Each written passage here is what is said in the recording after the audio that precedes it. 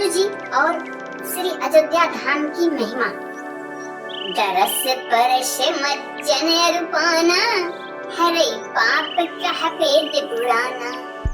नदी पुनीत अमित महिमा अति, कही न सकई शारदा विमलमती। वेद पुराण कहते हैं कि श्री सरजू जी का दर्शन, स्पर्श, स्नान और जलपान पापों को हरता है।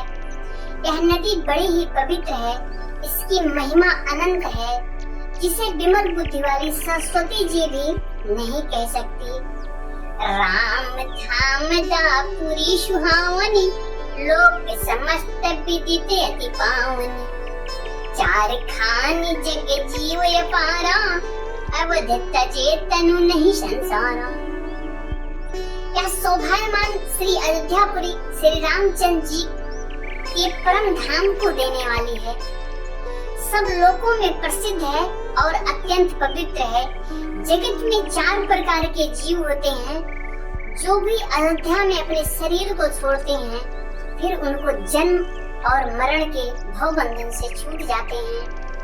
सब विधि पुरी मनोहर जानी, सकल सिद्धि प्रद मंगल खानी। विमल कथा कर कीन्हे आरंभा, सुनत न साहि काम मददंभा। इस अयोध्यापुरी को सब प्रकार से मनोहर, सब सिद्धियों को देने वाली और कल्याण की खान समझकर मैंने इस निर्मल कथा का आरंभ, जिसको सुनने से काम, मद और दंभ नष्ट हो जाता है। रामचरित मानस यही नामा, सुनत श्रवण पाए विश्रामा। मन कर विषय अनल बन जरई, होई सुखी जो यही शर परई। इसका नाम श्री रामचरितमानस है, जिसके कानों से सुनते ही शांति मिलती है। मन रूपी हाथी विषय रूपी दामनल में जल रहा है, वह यदि श्री रामचरितमानस रूपी सरोवर में आ पड़े तो सुखी हो जाता है। रामचरितमानस मुनि भावन, बिरचों शंभु सुहावन पावन। त्रिविध दोष दुख तारिद दावन, कलि कुचाली कलु कलुषण सावन। यह रामचरितमानस मुनियों को बहुत ही प्रिय है।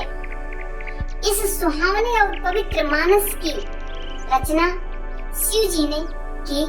यह तीनों प्रकार के दोषों, दुखों और दरिद्रता को तथा कलयुग की कुचालों को, सब पापों का नाश करने वाला है। रचि महेश निज मानस राखा, पाई सुसमौ शिवासन भाषा। ताते रामचरितमानस बर, हरऊ नाम ही हेरि हरसि हर। श्री महादेव जी ने इसको रचकर अपने मन में रखा था और स्वअवसर जानकर माता पार्वती को सुनाया।